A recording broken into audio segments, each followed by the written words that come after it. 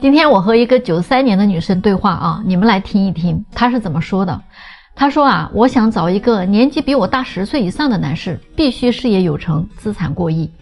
我希望他能够成熟稳重，有一定的阅历，能够带领我呢走到更高的层次，教我人世间的人情世故，带我看尽这世间繁华，有一定格局的人。最好我们的思想认知呢能在一个频道上，希望他能包容我的幼稚和无知啊，能够照顾我和理解我，并且在金钱上呢也愿意为我付出的人。不喜欢那种大男子主义、封建思想、顽固守旧还抠门小气的男人。最好我们有趋同的消费观。最后呢，还有最重要的一点就是我不想要孩子的。于是我就很好奇地问他，那你能给对方带来什么呀？他想了想说，我年轻貌美，学历高啊。然后我就问他，那还有吗？他居然回答不上来了。你们说啊，可笑不可笑吧？于是我就跟他说，首先你的年轻貌美能维持多久？这个是随着时间会快速贬值的东西，你知道吗？其次呢，你有点太自信了。你觉得一个事业有成、资产都过亿的男人会喜欢一个思想很幼稚又不懂人情世故的女人吗？一个比你大10岁以上的成功男人啊，他的思想认知能跟你在一个频道吗？如果他的认知水平跟你在一个频道，估计他也不可能有今天的成就了。我看啊，你是不是电视剧啊看得太多了？我告诉你啊，现实中并非如此的。那第3点呢，你想嫁给有钱人，还不想给他生孩子，他辛苦打拼多年攒下来的财富，只是为了等你的到来吗？亿万资产不需要有人来传承的吗？辛苦打下的江山不需要后人来守住的吗？你咋就这么天真呢？你这都不叫天真，我只能说你太自私了。说了半天对别人的要求，想一想，在提这些要求之前啊，首先问问自己能给对方带来什么，你对他而言价值是什么？你想清楚了你再来，好吗？别在这白日做梦。你们说他是不是有病啊？大龄的女生真的啊，她们是有诸多的无奈的。虽然这么说有点扎心，但是我句句都是实话。今天跟一个36岁的女生沟通，她呢1.68米的身高啊，海归硕士学历，年薪50多万。她呢说实话长得确实挺一般的，但是她从头到尾讲的话啊就非常自信，但是她又很无奈。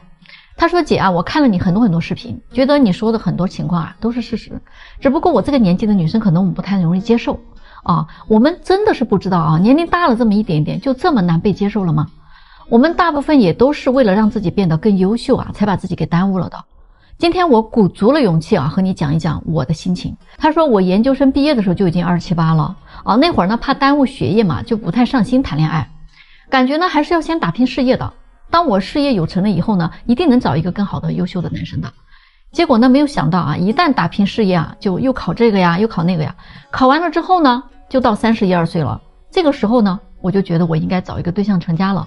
可是这时候我发现啊，事实真的很扎心。这时候很多的男生啊，他都已经不选择我这个年龄段的了。不管你有多优秀，人家都不感兴趣。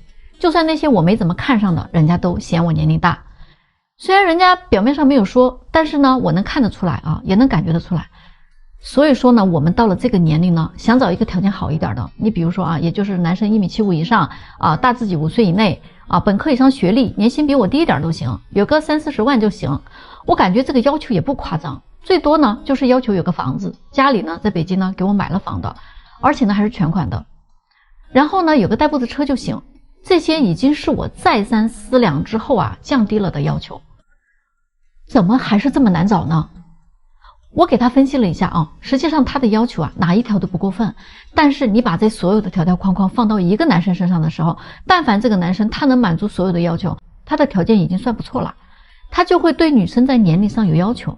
就有很多大龄的人啊来到相亲市场啊，他们都会告诉我们说自己是因为什么什么啊很合理的原因造成了现在年龄大的结果。我说实话，其实根本就没有人会关心你是因为什么原因啊单到现在的。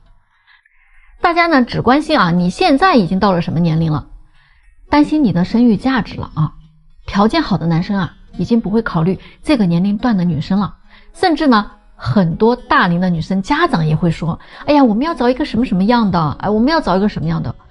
但是啊，我真的很想提醒他，你可能不知道啊，咱们现在的这个年龄啊，女生其实基本上已经没有选择权了，选择权基本上在男生手里。我们已经没有什么主动权了。如果说啊，但凡我们看上这个男生，往往人家就有很多的选择，不一定就会选你。你呀，换位思考一下就明白了。如果你现在是一个男生，在北京有房有车，经济条件还不错，那30出头的年纪，你自己愿意找一个30多岁的女生吗？你自己可能啊也不会愿意的。那这个道理就很简单，就是己所不欲啊，勿施于人。你换位思考之后啊，感觉自己都做不到的事情，咱啊也去强求不了别人的。35、6岁的女生，如果你还想结婚的话啊，那还是可以挽救的。当然，如果你说你对婚姻不积极，而且呢你也特别挑剔，那这样的话呢，我还是劝你放弃了啊，基本上你找不到理想型的。但是如果你能够降低要求，并且呢你也积极主动，那就再努力一把，还是有希望的。所以我发现有很多的大龄女生啊，尤其呢是学历高的那一类大龄女生，她们真的很无奈很无奈，我其实真的能理解她们，你们觉得呢？过了35岁的女人呢，如果你是个不婚主义者啊，那你可以直接划走了，不要看我这个视频。但是如果你是一个想要成家的，想找个男人结婚的女人，要听我劝一句啊，不要在相亲的时候跟男生啊去炫耀这几样东西，否则你真的可能会一辈子嫁不出去的。第一点，去跟男生说你的学历有多高，你的学历再高啊，那对于你来说是一个很大的优势。可是对于男人来讲，他宁愿找一个没上过大学的20多岁的小女孩啊，他都不会去选择一个35岁的博士学历的女人。你说你在这炫耀你的学历有什么用呢？第二点就是你跟男人去说你的家境有多好。一个男人啊，他的骨子里啊，天生的就是有一种保护欲的。你太强大了，对于他来说带来的只有压力。他宁愿选一个家庭背景一般的、长得漂亮的姑娘，他也不想找一个家庭条件非常好但是长得丑的女人。一般来讲啊，一个男人很少有愿意找个强大家庭的女生，然后过着寄人篱下的生活的。第三点就是跟男生啊说你的收入有多高。你的收入再高，那也只能证明你是个优秀的员工嘛，对吧？你的收入再高，也证明了你内在有多强势啊。所以啊，男人他宁愿选一个年轻一些的、收入一般的，但是呢性格比较好的、情绪价值比较高的女生，也不愿意找一个御姐，天天呀得卑躬屈膝的、小心翼翼的伺候着。所以我发现有好多的女人呐，来到相亲市场啊，真的你站错了队的。你炫耀的这几点，男生根本看不上。人家男生来相亲啊，第一看年龄，第二呢看长相，第三是看女孩子能不能提供情绪价值。而几乎所有的女生来相亲市场，首先炫耀的就是自己的学历，然后又炫耀自己的收入，然后还会炫耀自己的家庭条件有多好。而你炫耀的这几点，真的啊是男生不太在意的东西啊。所以女生你来到相亲市场，你不停的炫耀你的这些东西，真的是没有用的。你要再这么炫耀下去啊，你一辈子都嫁不出去。你们说我说对吗？我不否认啊，婚恋市场上呢，确实有很多的女人，她比男人啊厉害多了。但是呢，她们来找对象啊，一开口就是自己是某某头部企业的高管，年收入呢几十万上百万，一线城市有房有车啊，言下之意呢就是自己有多优秀。但是可惜啊，她们啊完全活在自己的世界里了。最近就有一个姐妹啊，36岁了，海归的硕士啊，某互联网大厂的高级管理，年薪100万。他来了呢，就往那儿一坐啊，开口第一句话啊，就是我毕业于海外某某高校啊，现任呢中国某头部企业的高管，年薪100万，北京有房有车啊，存款呢7位数，自认为保养得非常好，看上去呢也就28岁左右，心态还很年轻，可以接受姐弟恋。于是呢，我就问他啊，那你想找个啥样的？他说啊，我最多能接受比我大3岁以内，硕士以上学历啊，未婚的，市中心必须有房子，面积得大于自己的房，最好呢有2套以上，收入方面呢，最好是自己的收入的1倍以上，工作能力一定得比他强的，要让自己有仰慕感、跟随感，否则呢没有吸引力。如果年纪比自己小，可以接受条件不如自己的，但是呢得长得帅啊，得有上进心，我也不能等待他太久啊，陪他成长吧。我听完之后我真的头皮都麻了，于是我就直接跟他说了啊，我说亲啊，我觉得吧你更适合单身的，干嘛非要委屈自己结婚呢？你看你有车有房有存款，生活的逍遥自在多好啊，为什么非要结婚给自己找这个麻烦呢？你自己想一想，你要找的这个男人啊，年薪几百万啊，就比你大2-3岁，事业有成，估计外貌方面你也不想找太丑的，对吧？比如说身高太矮的、秃顶的、大肚腩的啊，这些你肯定看不上吧？那如果人家要是有那个条件呀，他可能根本就不找咱们这个年纪的。于是他就说啊，那我也足够优秀呀，我不像别的女人什么都没有，我还要这要那的，最起码我不双标吧。于是我想啊，我要是再不跟他说点实话，他这个梦啊得做到70岁。哎，我就说啊，这个婚恋市场啊，女人过了35岁以后就很难会遇到优质单身未婚男人选择你了。过了40岁啊，那根本就不要想了，概率为0。何况那些有钱有地位的男人，你以为他们喜欢女强人吗？啊，喜欢高级知识分子吗？真的未必啊。越有钱的男人，他越不在乎女人你能赚多少钱，他们只在乎啊这个女人年不年轻，漂不漂亮，性格温不温柔，胸大不大，腰细不细。可是他还是听不进去啊，说不是所有的男人都像你说的那么肤浅的吧？我真的是服了他了啊！我说啊，现实就是这样的。那隔壁村的老王今年55岁了啊，不肤浅一辈子了，哎，是个女人就行。你觉得怎么样？反正啊，我做了这么多年的婚恋了啊，我还没有见过不肤浅的有钱男人。再说了啊，喜欢年轻漂亮的就是肤浅吗？那你也一直在强调男人的物质条件，就不叫肤浅吗？相对于年轻女人来讲，你没有人家年轻，也没有人家胶原蛋白多了，性格瞅着啊还比较强势，有钱人娶你回家干什么用啊？你们觉得我分析的对不对呢？别忘了给我留一个小心心再走哦。为什么说现在在北京剩女的数量啊这么庞大？北京的剩女啊现在已经突破了80万了啊，奔100万去了。其实啊，现在的剩女问题在北上广深一线大城市呢都算通病了。你现在去任何一个写字楼里看看，你都会发现女生的数量基本上比男生多好几倍。因为那些在北京买不起房的男生在北京待几年之后啊，他觉得没啥起色嘛，然后呢他就会回老家去发展了。家庭条件好的男生呢，最后也基本要回家继承家业的，他们就走了。而那些女生嘛，她们不存在买房这个压力，甚至女生可以通过婚姻留在一线城市生活。所以呢，一波波的男生走啊，一波波的女生来啊，就形成了现在这个比例失衡的状态。其实呢，90%的外地人呢都想找个北京本地人，而北京本地人呢只想找北京本地人，并且呢，大部分的优秀男生早就在20出头的时候被那些年轻的女生抢光了，在校园里啊已经解决的差不多了。第三呢，女生又很慕强，留在北京的女生都想找个条件好点的，再不济也要找个有上进心的。说白了，就是要有经济基础或者能创造出好的经济基础的男人。很多女生的征婚标准都是要求啊有点过高了啊。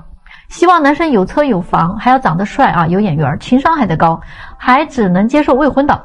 如果一个男生有车有房，然后学历又高，并且还懂得如何去和女生相处，在北京同时满足这些条件的90%都是二婚的，或者是巨挑无比的大龄优质剩男。所以呢，就出现了剩女远远大于剩男这一个现象啊，一点儿也不奇怪。甚至很多的女生啊，思想还停留在等着男生来追自己的认知里啊这个阶段。但是真正优质的男生全靠自己去争取，自己去抢。很多优质的男生25、26岁就名花有主了，都轮不到来相亲。你们说是不是这样的？现在的年轻人找对象啊，真的是谁也看不上谁啊，谁也不服谁啊，都觉得自己呢是 No.1 啊。他们各自对对方的要求还很多，彼此还不能达成共识啊。你们就看啊，现在的单身男女啊，真的满地都是。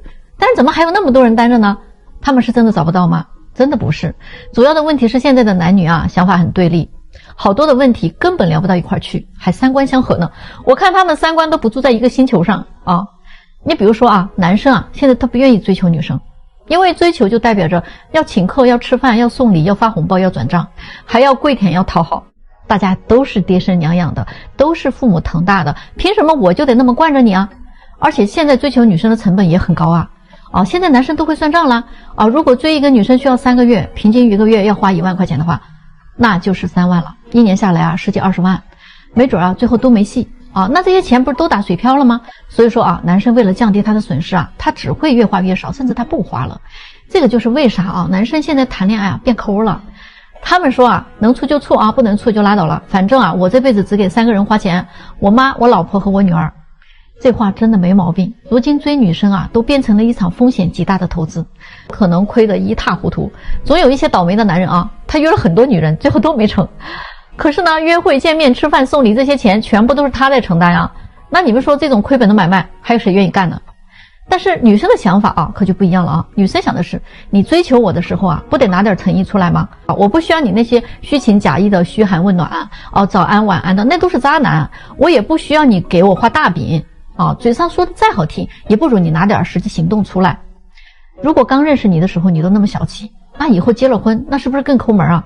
这种小气的男人，我别说跟你结婚了，就连跟你谈恋爱的机会我都不给。舍不得给我花钱的男人，那说明他不爱我，那我还跟他交往什么呀？对吧？说白了啊，就是得给他们花钱才行得通。还有吧，两个人刚认识的时候啊，女生总是想啊，咱能不能多聊聊天啊，找找感觉，再出来见面吧。这天都还没有聊好啊，见什么面呀？那男人想的可不是啊，男人觉得那面都不见，还聊什么天呀？啊，哪有那么多天好聊啊？啊，聊啥呀？啊，还有啊，关于那件事情啊，女生想的是，你啥都还没有对我付出啊，你还想碰我啊，想白嫖啊，没门儿。就算你付出了一点，那我也得看你啊，诚意有没有到位。就女生她有一种啊，纯属是交易的感觉了。但是男生想的是啊，我饭我也请你吃了啊，礼物我也给你买了，转账你也收了，怎么碰一下都不行啊？哎，总之啊，我真的见过那种花了不少钱，最后连女生的手都没碰到一下的男生。最后女生都说不合适啊，所以呢，现在基本上没有男生愿意去追女生了。大家都应该知道啊，爱情其实它是双向奔赴的，互相看得上啊就接触，看不上啊就拉倒。你别用那些慢热、仪式感、什么礼物啊这些东西为理由，让男生一味的去为你付出，这个真的不叫爱，这个只是在索取嘛。你们到底弄明白了没有呢？啊，觉得我说的对了啊，给个小心心再走啊。最近呢，有一个粉丝问我啊，他说有多少女人离婚之后呢又想复婚的？其实这样的人啊还是不在少数啊，只不过呢要看他的运气怎么样了。之前我接待过一个45岁的女博士啊，事业有成，风韵犹存。她离婚了，带着16岁的女儿一起生活。她刚来找我的时候心气儿特别的高，要求找一个学历跟她差不多的，形象气质也得不错的，并且只接受比自己小5岁和大5岁之间的男士，身高必须得180以上啊，当然经济条件更不用说了啊，得有多套房产和7位数以上的存款。她觉得自己的条件很好，所以呢配得上这样条件的男士。她说她的前夫比她大15岁啊，现在呢自己正当年，但是老公已经太老了。虽然对自己也挺好的啊，而且知识还挺渊博的，内涵也很丰富啊，谈吐也很高雅，但是就是身体不太好啊，思维啊可能守旧了一些，总之在各个方面啊都跟不上了。所以呢她提出了离婚。这位客户啊，虽然我匹配起来非常困难，但是不管怎么说人家是客户啊，所以我尽心尽力帮他找。刚开始啊，他选人到了极致挑剔的程度，除了对方是博士学历之外，还要看对方的本科在哪儿上的啊，如果不是基本的名校啊，似乎也入不了他的法眼，又或者呢不是高级领导层或者大老板级别的啊，也是不成。总之呢挑来挑去的啊，结果是什么呢？那些能达到他全部要求的男士确实是有的，但是无一例外全部都拒绝了他，有的连面都不愿意见。后来呢他就把条件啊稍微降下来了一些啊，说要不然呢就找一个年龄比自己小一点的，条件呢也不如他的啊，但是呢那必须得长得好。于是呢我还真给他匹配到了一位这样的男士啊，1.80米的身高，硕士学历啊，在一家金融机构呢做管理的，也是离异的，比他小5岁。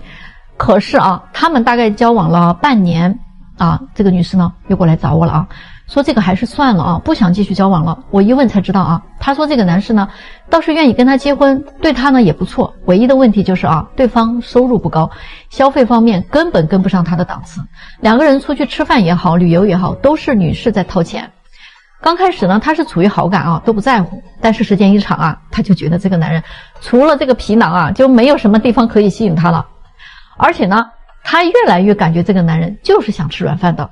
因为最近有一次啊，这个男的接了一个项目啊，想让他呢投资几百万。虽然这些项目的真实性呢他背后做了调查，确实是真实的，但是他觉得对方的胃口太大了，如果投个10来万啥的啊可以帮一下，这么多钱啊他是不会投的。但是两人的关系突然陷入了尴尬，于是呢他就结束了跟这位男士的交往。经过这一次啊，他还是希望能找个经济条件好一些的。可是后来呢我又陆续给他介绍了几位，又是一样的啊，被人家拒绝了，全部都被拒绝了。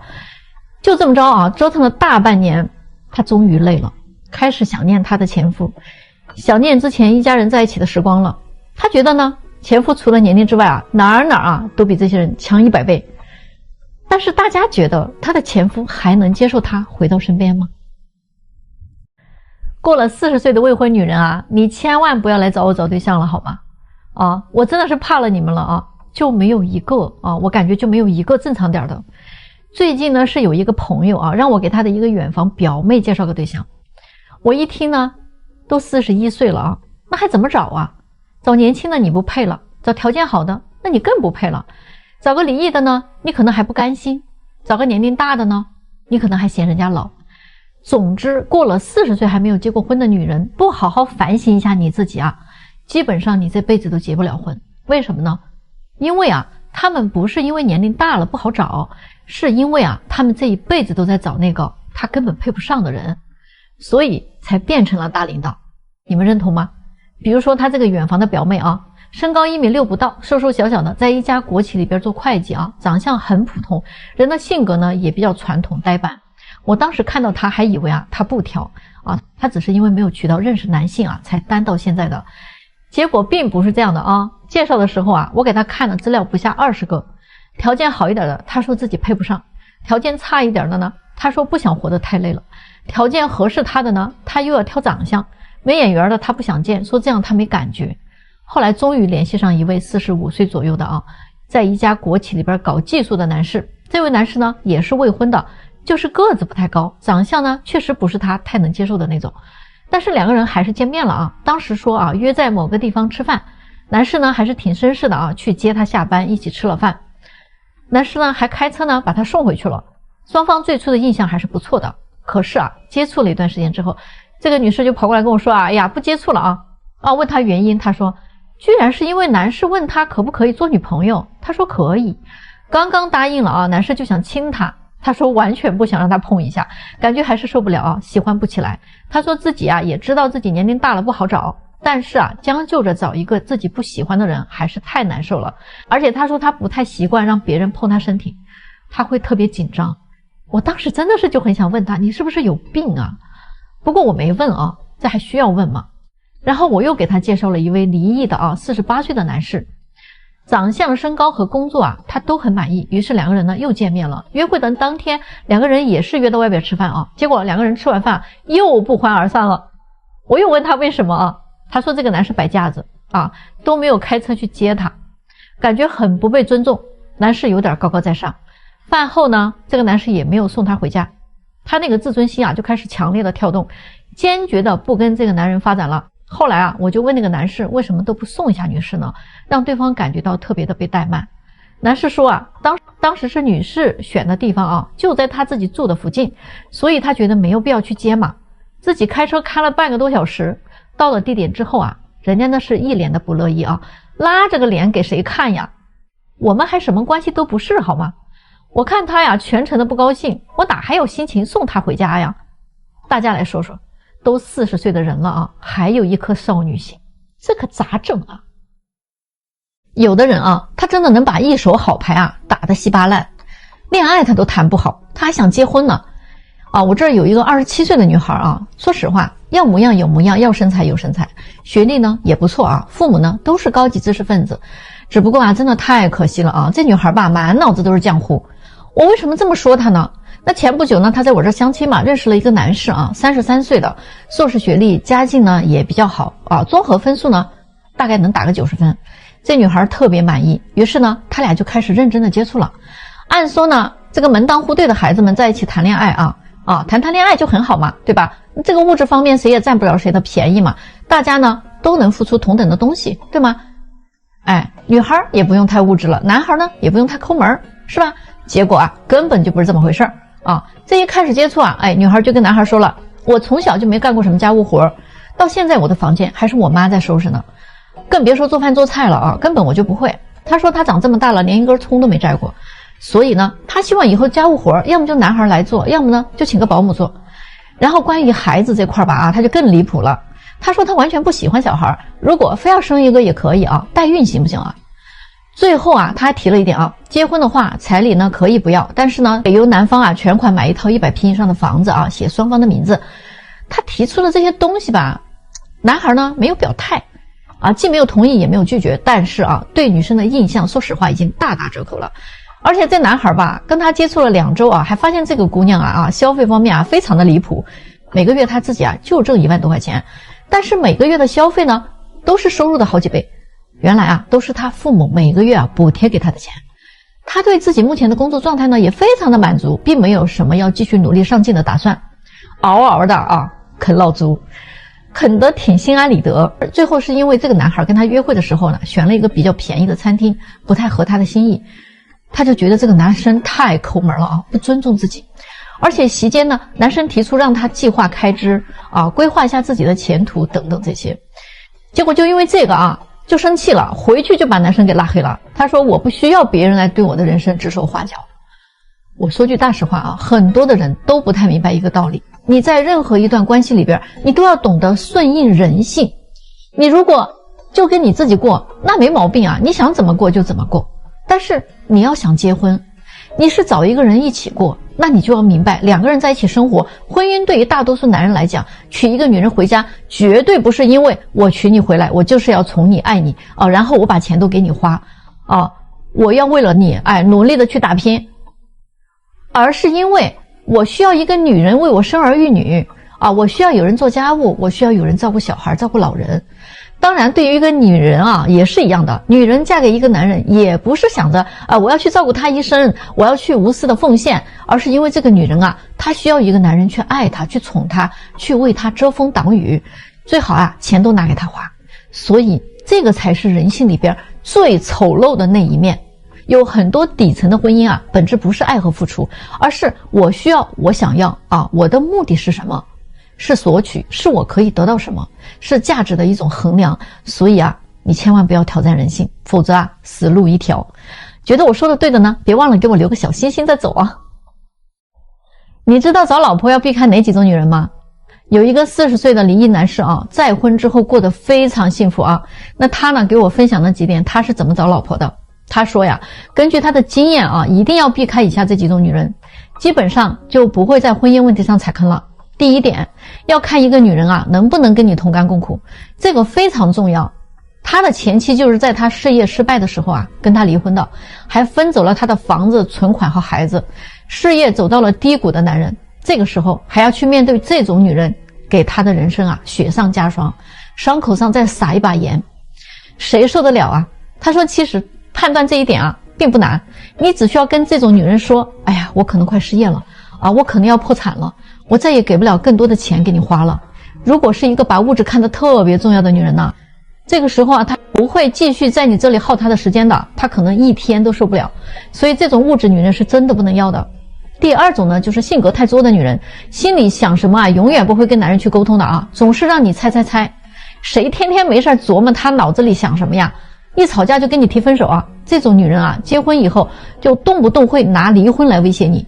男人要不断的用挽留啊来证明对她的爱，不管对还是错啊，只要是吵架了永远都是男人来哄她，不哄就说你不爱她，你要是不哄啊不挽留啊，她就不肯罢休，然后啊把男人的这个耐心啊都磨光光啊，最后你们的感情啊也就磨完了。第三种女人就是情绪不稳定的女人，这种女人特别可怕啊，她非常情绪化啊，一句话不对啊上来马上就提高嗓门，拉开跟你吵架的阵势。在她的认知里，男人就得顾着她，顺着她，让着她，那才叫男人呢，那才叫爱她呢。如果娶了这样的女人啊，那必定是2天一小吵，3天一大吵。如果有了孩子，这个日子还怎么过呢？你们说是吧？第4种啊，巨婴女人，就是我们常说的啊妈宝女、公主病。现在太多这样的女人了，哪怕走到了40岁啊，她还要回家跟父母撒个娇呢。跟男人相处呢，你什么都得照顾他啊，他在家里啊只负责貌美如花，你必须负责赚钱养家，你还得会干家务，会哄他。一个男人娶了她呀，就娶了个祖宗回家，那没辙呀，谁叫你娶了她呢？那你得伺候她。人家说了，我是女人得给你生孩子呀，你不就得付出一切吗？看看我爸妈是怎么对我的，你就应该怎么对我，那才是对的。所以啊，看一个女人适不适合结婚啊，就看这几点啊，一个不物质的，能跟你同甘共苦的女人，一个能接受你的缺点，包容你错误的女人，一个能给你温暖和理解，能把家里营造的甜蜜温馨的女人，一个愿意和你携手共进白头到老的女人，一个心地善良的女人，你们说对吗？来，星星亮一个啊！那些大龄的未婚单身男女相互嫌弃的事情真的是不少。最近呢，有一个36岁的女士来找对象1.65米的身高，长相呢中等，北方人，性格还挺开朗的，本科学历，在北京呢一家国企工作一年挣个10几万左右没房没车，经济条件是挺一般的。她说呢，前几年确实也相到过条件比较好的男士，但是呢交往一段时间之后呢，觉得不太合适，因为对方是离异的，相处起来是有点怪。所以呢，现在她还是想找个未婚男士。她知道自己的年纪是比较大了不太好找她说她的要求呢不算很高就希望找一个北京本地的，在体制内呢有一份稳定工作的就行。其实按说她这个要求吧说高也不高，说低呢也不低于是我们就给她匹配了5个类似条件的男士最后呢有2位呢是愿意见见她的。可是呢，我们把这2位男士推荐给这位女士的时候呢，她却不太满意。你说一个才40岁就秃顶了，实在是没有眼缘。另外一个呢，42岁的呢，工作生活的地方离她住的地方太远了。虽然都在北京，但是这样的距离跟异地恋差不多。这个时候我真的想说，都这会儿了还挑这挑那的，你自己也要青春没青春，要模样没模样了，你只剩下了年龄和皱纹了，何必在这儿为难自己为难我？找个人品好的男的，差不多条件就行了呀要么你就干脆坚持不找了。结果这事过去了2天，也不知道哪一股风把他给吹醒了又给我打了个电话过来说要不然那2个人都见见吧。于是呢，我就分别安排了他们在一个周末见了面。结果呢，他见完了2位男士之后说，要不然就都接触看看。可是2位男士这边完全不同意跟他继续接触。那位42岁的说大龄剩女问题就是多，大家出来相个亲就跟审犯人差不多就差没让我出示身份证了，还问我之前的感情经历。他这么大岁数了，难道就没有谈过几个男的吗？他自己也承认了跟一个男的同居过几年。然后大家第一次见面就交流这个话题，不嫌尴尬吗？就特别没意思我一开始就不太想见这么大岁数的女人，都不想碰碰运气嘛看看人品咋样。还真的是不能找大龄剩女，性格有问题一点都不讨喜。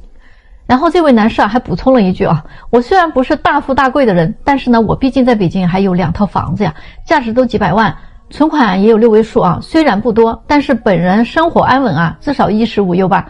其实我还是想看一看有没有30岁左右的女士呢，我感觉这个年龄跟我比较大。另外的那一位40秃顶的大哥反馈的更有意思，他说我还是有点担心他生孩子的问题，另外就是我自己长得就不咋地还是想找一个好看点的，改变下我们家的基因嘛。我听完了他们的反馈真的是哭笑不得说实话其实大龄的男女他们就是这么相互嫌弃的，最后呢谁也找不到合适的。大家说这究竟咋办呢？女生你矜持就能打动男生吗？女生你慢热就能让他更珍惜来之不易的你吗？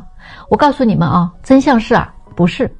女人的想法特别有意思就是我不主动找你那是因为我比较矜持嘛如果你不主动找我的话，那你肯定就是不喜欢我，或者就是在陪别的姑娘聊天。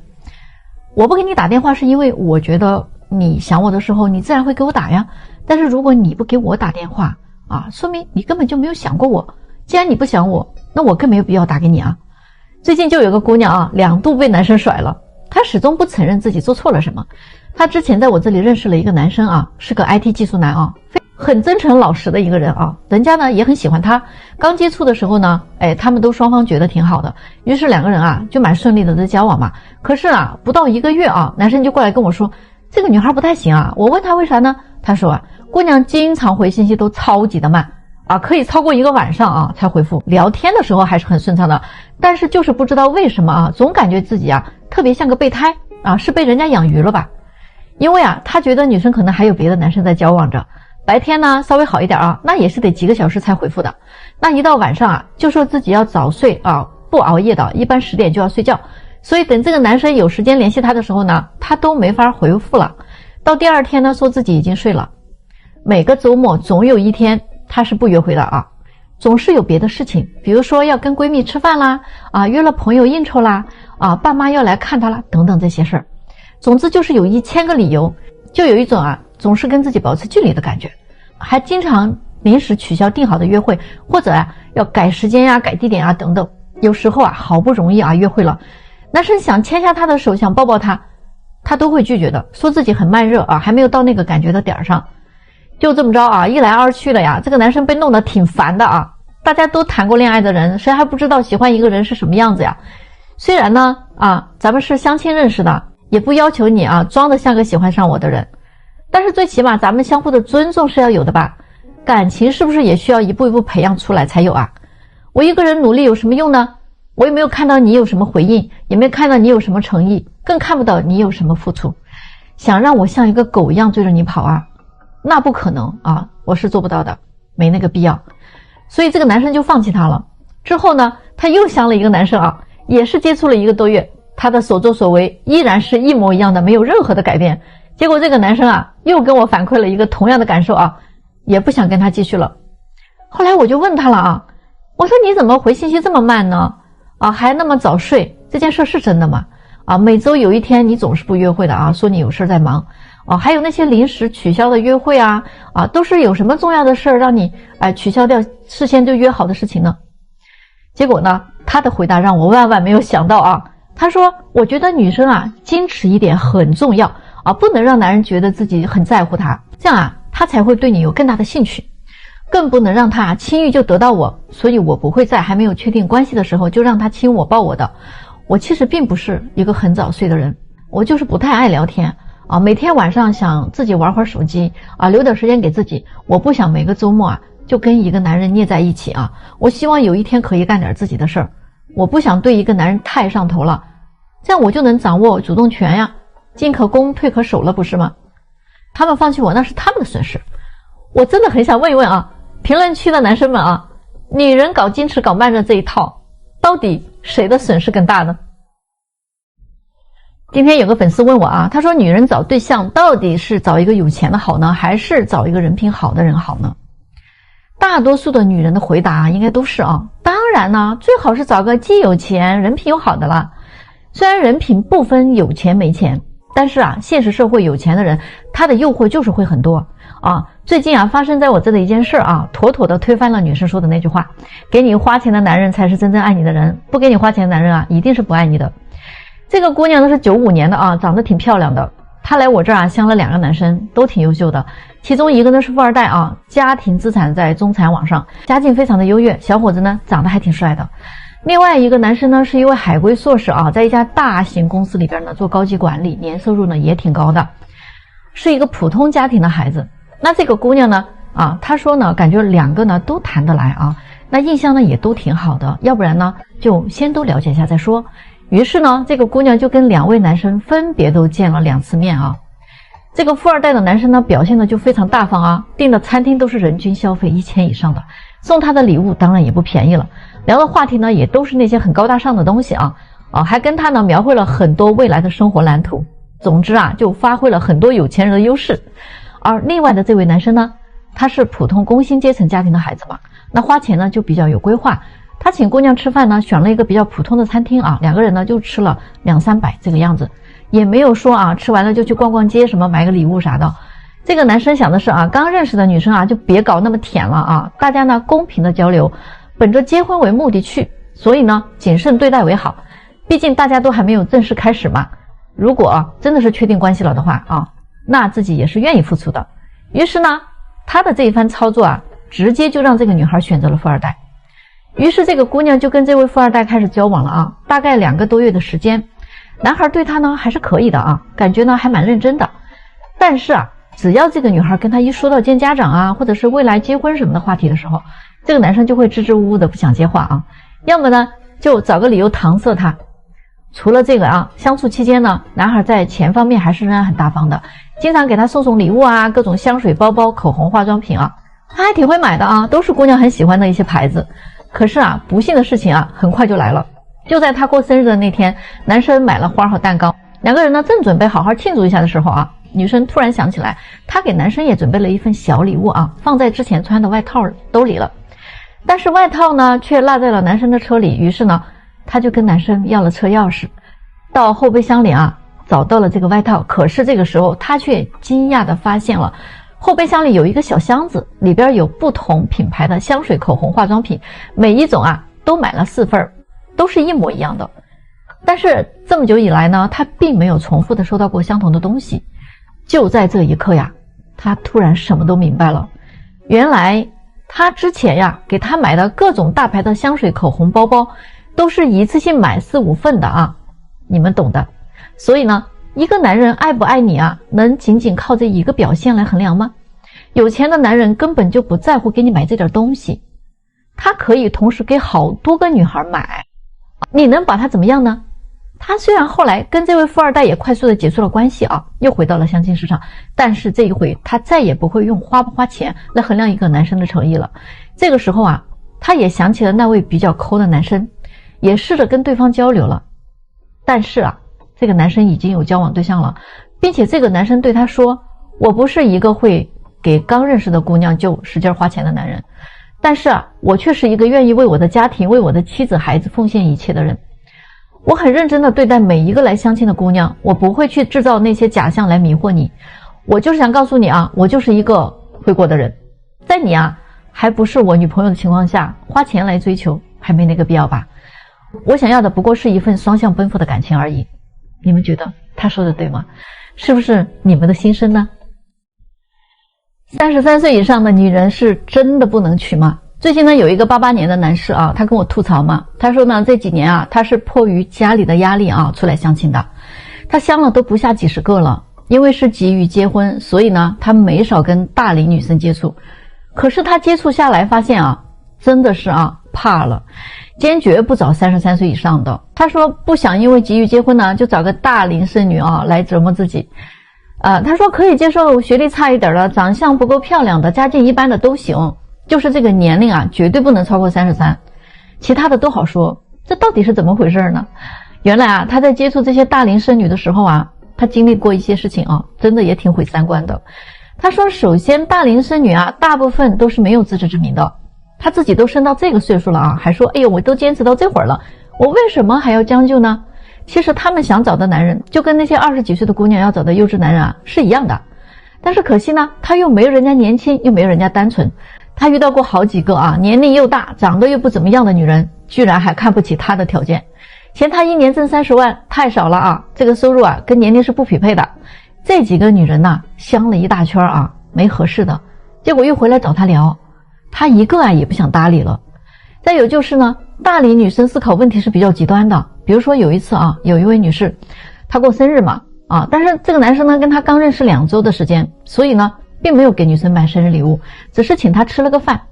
哦，这位女士啊，接下去就对她很冷淡了啊，并且告诉她说，我不想以后过那种节衣缩食的低质量生活的，我们还是不合适。其实啊，这样的女生真的不少，就凭一件事情啊，就能把一个人彻底的否定掉。还有第3点啊，就要说到大龄女生啊，她们真的是比较贪心的，她们真的是既要又要还要更要，因为她们都这个岁数了嘛，也经历了很多的事情，她们在找对象这件事情上真的是要求很多的，既要男的有钱啊，又要有能力，又要要求对方呢，有情商有眼缘，最好还能在花钱方面大大方方的，还得对自己好，会照顾人，还需要对方给自己啊提供情绪价值。他说他遇到过好几位这么挑剔的女生了，不是挑自己长得不够帅，就是挑自己的情商不够高啊，也有说他啊太会过日子了，反正总之人家啊就是不满意。说实话啊，其实男生真的就是想找一个会过日子的女生的，而不是找一个会花钱对未来的生活没有什么计划的。这个钱再多也得计划着用，对吧？啊，还有最后一点啊，也就是最讨厌的一点，你跟他们相处的时候呢，他们总是会有意无意的说起自己的前任怎么优秀啊，对他怎么好，这个就是想用这种方式啊来给你立规矩，好拿捏你。